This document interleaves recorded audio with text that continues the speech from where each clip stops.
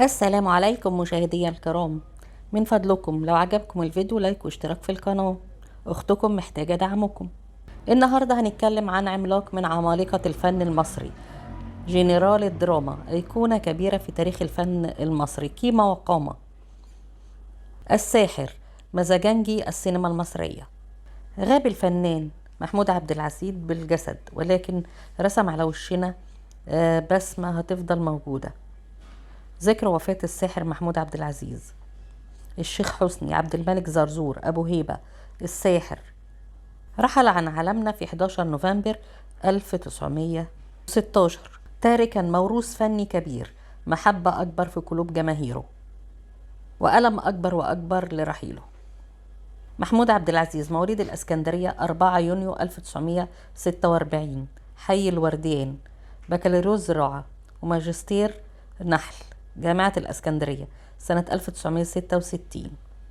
مشواره الفني ما كانش سهل أبدا، كان تعب ومحاولات كتير ومصابرة وشغل وتنوع عشان يرفع أسهمه سهم ورا سهم ويثبت رجله.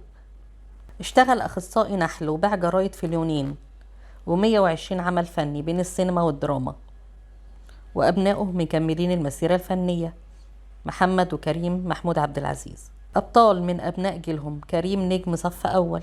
بعد ما أخذ محمود الثانوية العامة قرر إنه يخش معهد السينما أو معهد فنون المسرحية، ولكن أبوه عرضه وقال له نعم، لا ما ينفعش، كمل كليتك. ودخل كلية الزراعة، وكان كل وقته مقضيه على مسرح كلية الزراعة، واختار نخبة من أصحابه في الكلية، اللي يكتب واللي يخرج.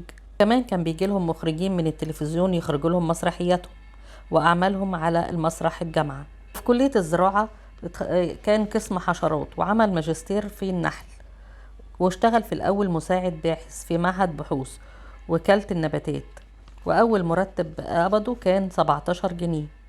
وهو ما كانش موظف روتيني عادي، ما كانش بيحب قعدة المكاتب، كان بيروح المناحل لأنه قسم نحل وعمل ماجستير نحل، وشاف في عالم النحل عالم كبير بيدخل فيه قدرة الله سبحانه وتعالى.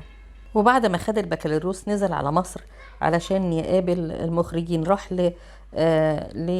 لمسبيرو الإذاعة والتلفزيون يعني عشان يقابل مخرج. قال له انت فاكر نفسك ممثل بجد؟ انت موهوم ومش بتفهم حاجة.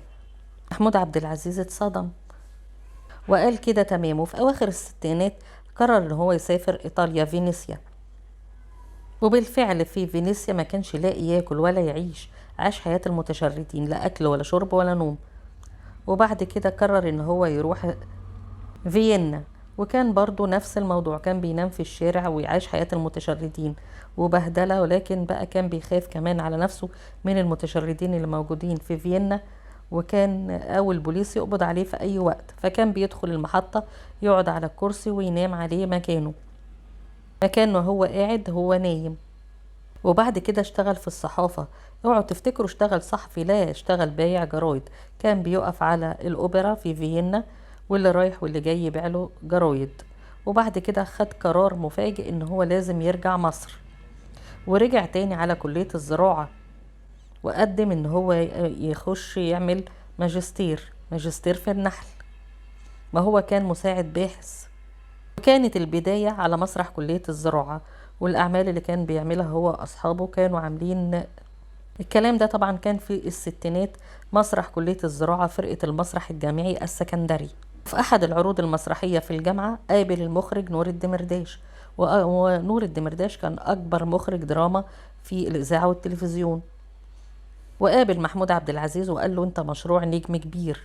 وسنة 1971 قرر محمود عبد العزيز أنه ينزل من الإسكندرية إلى القاهرة، وعاش برضو حياة التشرد. ووصل بيه الحال ان زمايله كانوا بيلموا له فلوس عشان يعيش وياكل ويشرب وينام بيها، والظاهر كده ان هو اتعود ان هو ينام برضو في المحطة، كان بينام برضو في المحطة. واتصل بيه نور الدمرداش وقال له انا بعمل مسلسل اسمه كلاب الحراسة، عايزك معايا فيه، عشان طبعا شعره الاصفر وعينيه الملونة، فاختاروا ان هو يعمل دور ضابط اجنبي. وطبعا المسلسلات دي كانت مسلسلات محبوبة للجماهير، خصوصا ان هي بتحكي عن الجيش والمخابرات. ولأن محمود عبد العزيز كان وجه جديد محدش يعرفه غير أهله وأمه وأبوه وإخواته، فرفض الدور وقال له أنا مش عايز المخرجين يحصروني في دور واحد. والكلام ده عجب المخرج نور الدمرداش. قرر نور الدمرداش انه يشغله معاه كمساعد مخرج. واثناء شغل محمود عبد العزيز كمساعد مخرج، اشتغل مع المخرج نور الدمرداش كمساعد مخرج في 3 مسلسلات. ده طبعا ساعدته ماديا وعلمته اصول الشغلانه، وكون شبكه من العلاقات الممتازه مع الفنانين والمخرجين وشركات الانتاج. وكل لما يجيله دور كان طبعا محتكره المخرج نور الدمرداش يقول له لا استنى، انا اللي اكتشفتك وعارف ازاي وامتى هقدمك للناس. يعني كان الفنان نور الدمرداش لغاية كده محتكر الفنان محمود عبد العزيز. سنة 1973 مسلسل الدوامة كان إخراج المخرج نور الدمرداش، وبطولة محمود ياسين ونيلي ونادية الجندي، وكانت أول الانطلاقة لمحمود عبد العزيز. ذاع المسلسل في 27 سبتمبر 1973 وحقق نجاح رهيب. وبعد كده قامت الحرب، حرب اكتوبر، سكت الكلام والبندقية اتكلمت وقامت الحرب. وخرج محمود عبد العزيز من مسلسل الدوامة نجم ساطع وصاعد، ليتلقاه المخرج حسام الدين مصطفى في فيلم غابة من السيقان 1974، وسنة 1975 فيلم الحفيد، و76 وجه لوجه مع مصطفى فهمي. وقصص الحب والزواج في حياة محمود عبد العزيز. وأول قصة حب كانت مشروع الجواز بينه وبين المخرجة إيناس الدغيدي، وكان من ده ما كانتش من طرفين، لا ده كان في طرف ثالث اللي هي الفنانة نجلاء فتحي اللي عرضت الموضوع علشان توفق راسين في الحلال. ولكن شرط كان محمود عبد العزيز إن إيناس الدغيدي ما تشتغلش وتقعد في البيت. وقتها إيناس الدغيدي كان بتحب واحد تاني. وسنة 1977 خرج من الاستوديو محمود عبد العزيز ولقى عربيته مولعة، وراح جري على اسم العجوزة، عمل بلاغ. الراقصة الفنانة زيزي مصطفى والدة منة شلبي. وليه عمل في البلاغ في الراقصة زيزي مصطفى؟ قالوا ان كان في قصة حب بينهم 5 سنين حب. قال لها بطلي رقص، قالت له لا ما ينفعش. والظاهر كده ان كان في زواج عرفي بينه وبين الراقصة زيزي مصطفى، وده اللي لمحت بيه في حوار مع الإعلامية هالة سرحان. ولما طلبت منه إعلان الزواج رفض، فولعت في العربية، جابت بلطجية ولعت له في العربية. الفنان الراحل مجدي وهبة صالحهم على بعض، وما كانش محمود هيتنازل أبدا عن البلاغ، وقفل المحضر وحفظت القضية. سنة 1978 اتجوز محمود عبد العزيز من السيدة جيلان زويد، وفي 14 أغسطس 81 ربنا رزقه بمحمد. وبعدها لمع نجم الفنان محمود عبد العزيز وأصبح نجم شباك بحق وحقيقي، وعمل أعظم أفلام وعلامات في تاريخ السينما المصرية. في 14 أغسطس جه ابنه الأول محمد محمود عبد العزيز. سنة 82 عمل فيلم العار، وبعد كده 83 العذراء والشعر الأبيض، و84 تزوير في أوراق رسمية. وفي 14 يونيو 1985 ميلاد ابنه كريم.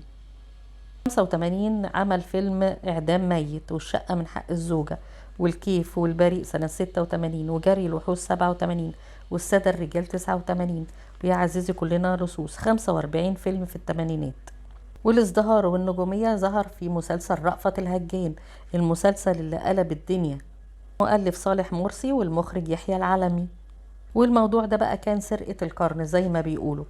الورق اتعرض الأول على الفنان عادل إمام، ولكن قال لهم تمام، بس ما كانش راضي على فكرة الفلاش باك.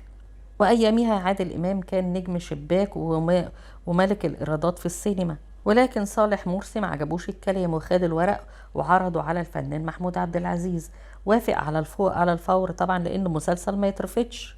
لما عرف محمود عبد العزيز ان المسلسل اتعرض على الفنان عادل إمام، قال طب وانا مالي، الورق جالي لغاية عندي وانا وافقت عليه.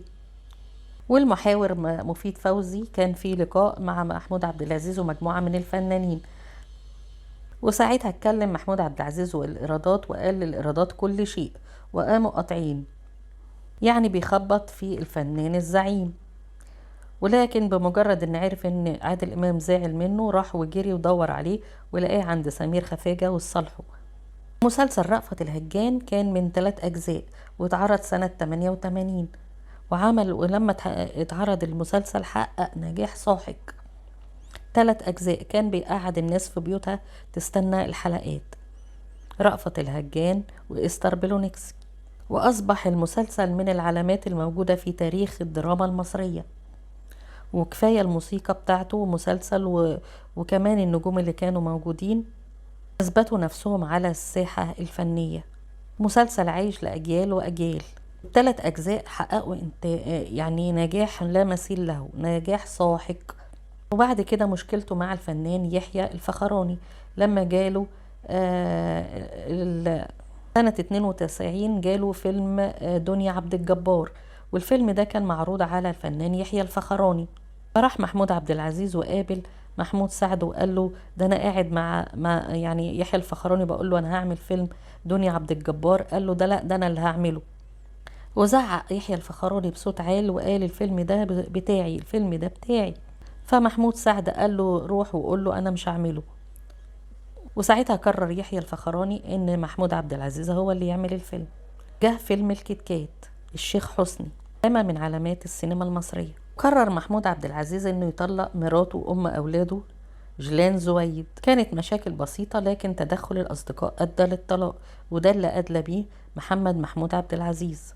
وسنة 97 قبل ما يطلق من ام اولاده حس بألم شديد في بطنه. طبعا هو كان مريض مرض أنيميا البحر المتوسط وكان عنده فقر دم. وراح للدكتور سامح فخري، قال له انت عندك كيس على البنكرياس، فاضطر ان هو يسافر الى فرنسا لاجراء العملية. وكانت ام اولاده واقفة معاه. ويجي سنة 2000 ينزل بفيلم الساحر، و2012 مسلسل باب الخلق، و2014 جبل الحلال، و2016 الغول، 2008 ليلة البيبي دول ومحمود المصري، 2004 وابراهيم الابيض 2009. وبعد كده قرر ان هو ما يعملش افلام لان في فيلم ابراهيم الابيض حذفوا كتير من المشاهد بتاعته.